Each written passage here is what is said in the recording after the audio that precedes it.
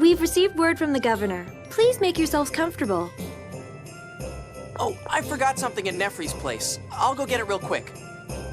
Shall I go with you? Nefri's a woman, remember? Oh, I love looking at beautiful women. Guy is most certainly a guy. She's an older woman and married, you know. Wait, hold on. I didn't mean it like that. Master, I'll go with you too. Yeah, everybody just shut up. I don't need anyone to come with me.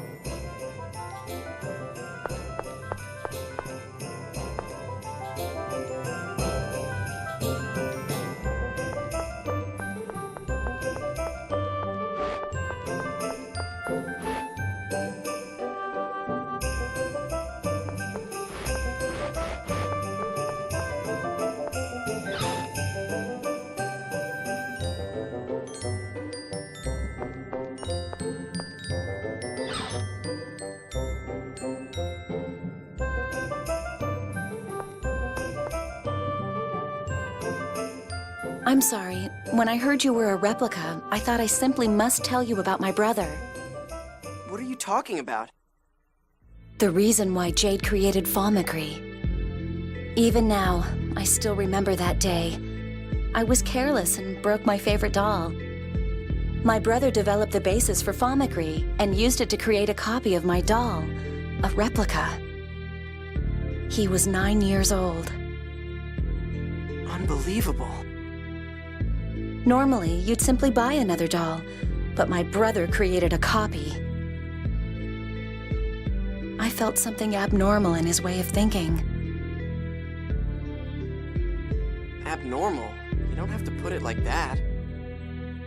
He acts nice now, but as a child, my brother was a terror, a devil. He could use phonic arts that adults found difficult. He enjoyed killing even harmless monsters. My brother didn't understand what it meant for living things to die. He doesn't seem that way to me.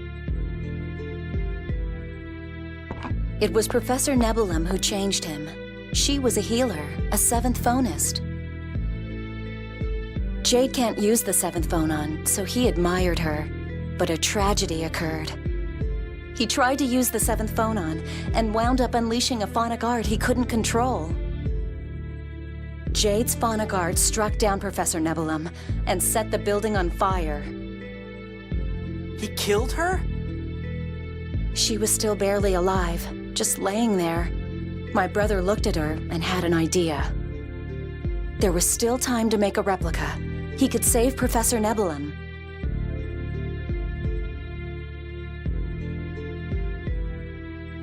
Jade extracted her information and created a replica.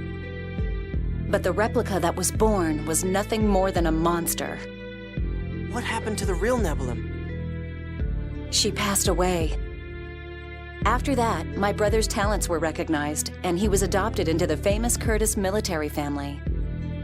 I think he probably wanted a better environment for studying how to bring back the professor. But he stopped replicating living things. Why? That's thanks to Emperor Peony. Those two are best friends. I see. But honestly, I think deep down my brother still wants to resurrect Professor Nebulum. I don't really think that's the case. Yes, it may just be a groundless fear. But I still wanted to let you know so that you could help to keep him in check. I'm sorry for taking up so much of your time. Thank you for listening.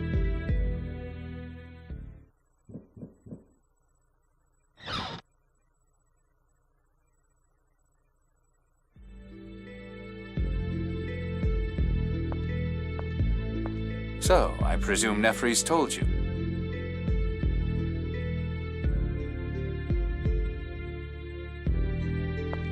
Told me what? You're a naughty boy telling lies like that. How did you know? It doesn't matter. Though I will say for the record that I no longer desire to resurrect the professor. Really? You're sure? You should know the reason for that better than anyone. I want to beg Professor Nebulum's forgiveness, so that I might feel better. But replicas have no memory of the past. A replica cannot forgive me. Jade. I'll live the rest of my life pained by the sins of my past. Sins? You mean killing Nebulum? Perhaps my greatest sin was not understanding the significance of life and death. If I had the ability to make replicas, I think I would have done the same thing. Are you trying to cheer me up? You've somewhat missed the mark, but I appreciate the sentiment. In any case, you mustn't tell anyone of this. Understood? All right. That's a promise.